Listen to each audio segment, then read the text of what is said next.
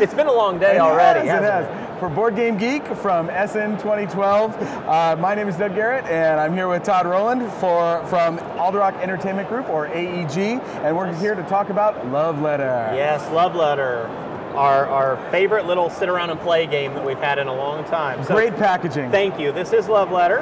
And this again fits into the Tempest story. Indeed it does. This one actually is set after the events of Courtier. Okay. And at this point, the queen has been arrested.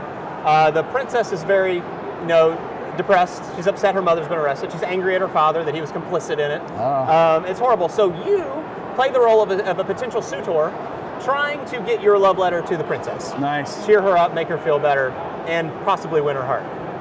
Of course, in the story, she has a particular other character that she's more interested in, but... Huh? Hey, watch it. No, not... It's not me. It's not me. I'm already taken. So, Love Letter... Thanks. ...is designed by Seiji Kanai, and it is a 16-card game. 16 cards, that's 16 cards in the entire game. All right. It also comes with these tokens of affection that mark each round that you win. Which must be red, of course. Must be red, indeed. Passion. Little bitty rule book, as you can see. Yes. But it doesn't take a lot. So these are the cards. There's 16 of them, all with various abilities and various values. Okay. Now the idea of the game is you either at the end of the game want to be the last person in play still, or when the last card is played, everybody's going to show the card in their hand, and whoever has the highest value is going to win. Okay. So for instance, if you had the prince and someone else had the handmaid, the prince player would win. Her brother is more likely to be able to get her the letter than her handmaid is. Down at the bottom, that makes sense. The guard is the least likely she'd listen to. One of her close friends, the countess, could whisper in her ear for you, etc.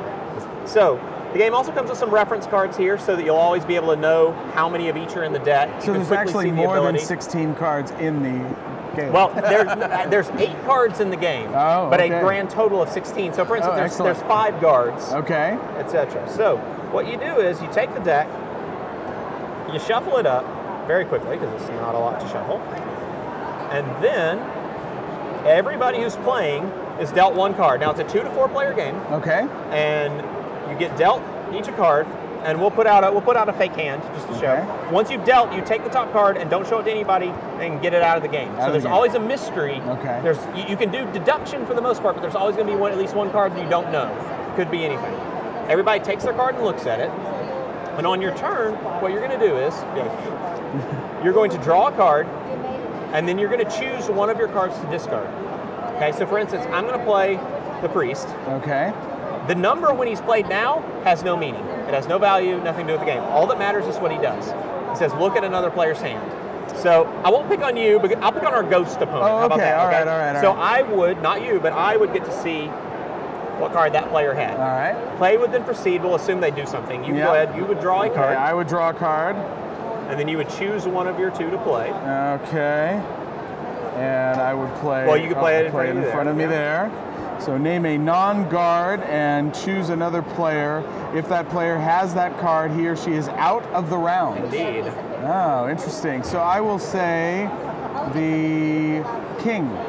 I do not have the king. Okay. Now there's an honesty element. Yes. The rulebook mentions the honesty element.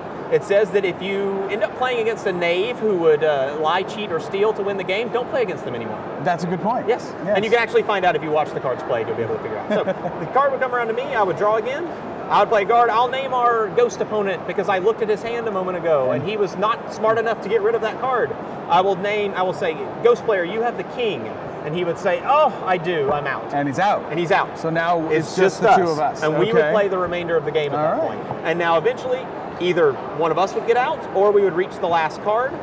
And once we got to the last card, let's see where we're at. Okay, so let's say that we're here. Once we reach the last card, we would both reveal. We were tied. Okay. In that case, it would be based on the number of cards that the value of the cards that we had played. Total value. Total value. At that point, it does matter. During the game, it does not matter. Now, what we would do otherwise, if it was a clear win, you to me, you would get a token of affection. Excellent. And that would be one of them. In a play your game, you're going to go for 4 tokens of affection. Okay. Then you win the game. First to 4. Yes. Now they do interesting things, such as the princess herself. She is the most valuable card in the game, But if you ever discard her for any reason, you lose automatically. And You're you out. might because of other card Other actions. cards, so it would make you do that, right? Okay. All right. And she's very. She doesn't want to be seen courting anyone. So if she's exposed, she's going to throw your letter away and run. So Of that's why course you she lose is. if she comes up.